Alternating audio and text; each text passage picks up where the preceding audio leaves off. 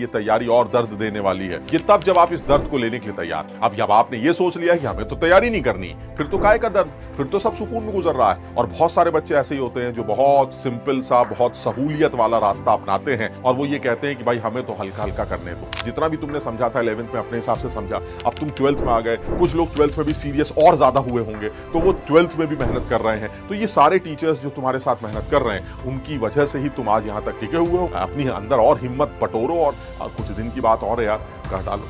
ऐसा होता है ना, जैसे शुरुआत में क्या होता है कि बहुत हीरोपंती आती है, हम भी करेंगे हम भी करेंगे। जब पहली क्लास होती है तो 10% लोगों की बैंड बन जाती है। यार मैं तुम्हारी जगह अगर मैं होता तो, नहीं पता नहीं मैं ऐसा होता कि नहीं होता, लेकिन मुझे ऐसा लगता है यार एक रात ही तो है, एक रात ही तो जागना है, तो एक पूरी रात जाग लो और क्या है, ऐसे ही करना होता है।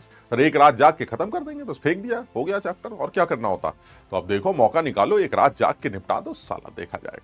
तो ये है कि थोड़ा सा कोशिश करना पड़ेगा, है ना, थोड़ा सा कोशिश करो और लगे रहो। और ये इसी तरह से रहता है यार, इसमें कुछ कोई चेंजेस नहीं कर सकते आप, कोई चेंजेस नहीं कर सकते। इनफैक्ट जो है आप तैयार रहिए, ये और खराब होने वाला है। आप तैयार रहिए, ये और खराब होने वाला है, ये और मुसीबत देने वाला है, ये तैयारी और दर्द देने वाली है। ये तब जब आप इस दर्द को लेने के लिए तैयार। अब जब आपने ये सोच लिया कि हमें तो तैयारी नहीं करनी, फिर तो काहे का दर्द, फिर तो सब सुकून में गुजर रहा है। और बहुत सारे बच्चे ऐसे ही होते हैं जो बहुत सिंपल सा, बहुत सहूलियत वाला रास्ता अपनाते हैं और वो ये कहते हैं कि भाई हमें तो हल्का हल्का करने दो, हमारा स्कूल का अपना थोड़ा बहुत काम होता रहेगा, हम और इससे ज्यादा कुछ नहीं कर सकते। तो ऐसे भी बहुत सारे बच्चे होते हैं और इसमें कोई बुराई नहीं है, समझ लो बात को। वो जो नहीं हिम्मत कर पा रहा है उसके साथ जबरदस्ती भी नहीं करनी चाहिए। तो तुमने हिम्मत दिखाई है तो और मैं ये चाहता हूं कि तुम अभी तक जुटे हुए हो, अभी तक लगे हुए हो, तो लगे रहो। ऐसा होता है ना, जैसे शुरुआत में क्या होता है कि बहुत हीरोपंती आती है, हम भी करेंगे हम भी करेंगे। जब पहली क्लास होती है तो 10% लोगों की बैंड बन जाती है, अरे यार ये साला पता नहीं क्या चल रहा है, ये अपने बस का नहीं। फिर जब दूसरी तीसरी चौथी क्लास होती है तो 10% और गिर जाते हैं और थोड़ी दिनों बाद तक जो है कुछ ही बच्चे बचते हैं। और वो बच्चे होते हैं जिनको ऐसा लगता है कि यार ये तो क्या है, अब तो हो गया यार, अब छोड़ने का क्या रीजन हो सकता है। मान लीजिए आज कोई ये बच्चा कहे कि भाई हमसे नहीं होगा, तो उसके पास छोड़ने का क्या रीजन हो सकता है।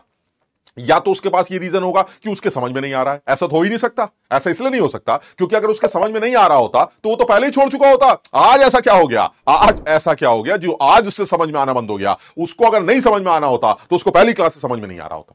तो इसका मतलब सर ये रीजन उसका नहीं हो सकता, यानी तुम्हारे पास ये रीजन नहीं है आज छोड़ने का कि तुम्हें समझ में नहीं आ रहा है। दूसरा, सर वर्कलोड बहुत ज्यादा बढ़ता चला जा रहा है, वो भी तो तुम्हारी वजह से बढ़ रहा है। वर्कलोड बढ़ रहा है, इसका मतलब तुम वर्क को पहचान तो रहे हो कम से कम। और जो बच्चा अभी तक पहुंचकर अपने वर्क को पहचानता चला जा रहा है कि यार ये वाला भी काम करना है, ये वाला भी काम करना है, ये भी पढ़ना है, ये भी पढ़ना है, अरे तो ऑब्वियस है सर, इसका मतलब है मैं लगातार इन चीजों पर नजर रख रहा था, लगातार इन चीजों को कर रहा था और इसी वजह से मैं यहां तक पहुंचा हूं। सर वर्कलोड तो रहता ही है सर, शुरू से ही वर्कलोड था, वर्कलोड की वजह से मैं ये तैयारी नहीं छोड़ सकता। तो इसका मतलब ये हुआ सर आज मेरे पास छोड़ने का ये रीजन भी नहीं है कि मेरे ऊपर लोड बहुत ज्यादा बढ़ता चला जा रहा है, ये भी गलत। अब फिर क्या रीजन हो सकता है सर, और फिर मन नहीं कर रहा है, यार ये भी ठीक नहीं लगता है क्योंकि अब तक लगे हुए थे तो ऐसा तो हमने तुम्हारे साथ कुछ बहुत खराब नहीं कर दिया है कि सर अब जो है बिल्कुल मन ही नहीं करता है। सर बिल्कुल मन नहीं करता, ऐसा नहीं हो सकता। जैसा शुरू में था वैसा आज भी है। तो अगर शुरू में मन किया था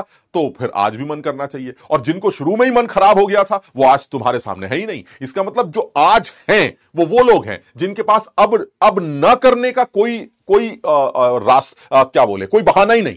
अब ना करने का उनके पास कोई बहाना ही नहीं।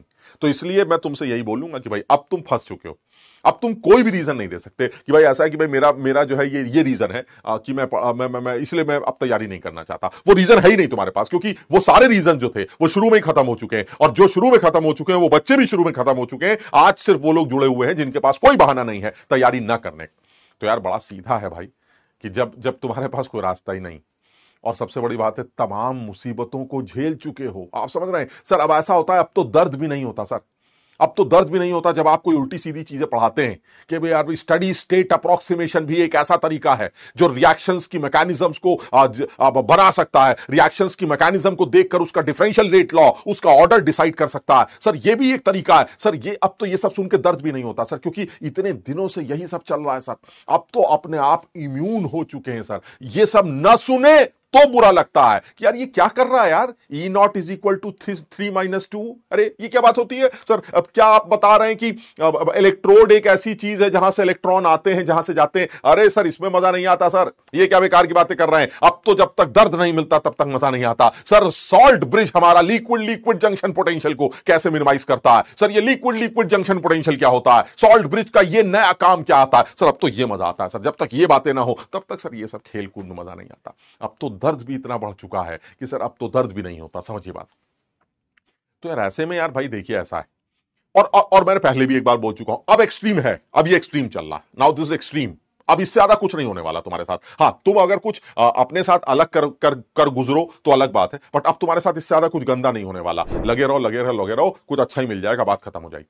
समझ रहे बात को? तो इसलिए तुम लोगों को हर बार ही समझाता हूं, फिर समझा रहा हूं कि ऐसा है भाई, बहुत अच्छी तरह से तुम लोगों ने कोशिश की है।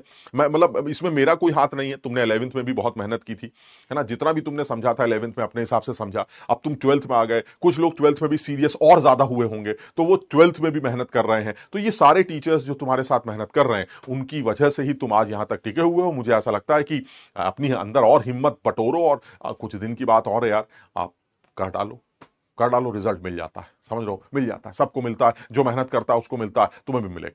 ठीक है ना? चलिए खैर, तो लास्ट क्लास में हम लोगों ने शायद इलेक्ट्रोकेमिस्ट्री के बारे में बात की थी। एक शुरुआत के कहानी चल रही थी जिसमें मुझे ऐसा लगता है कि एक फर्स्ट कैटेगरी के बारे में डिस्कशन चल रहा था, जिसमें एक इलेक्ट्रोकेमिकल सेल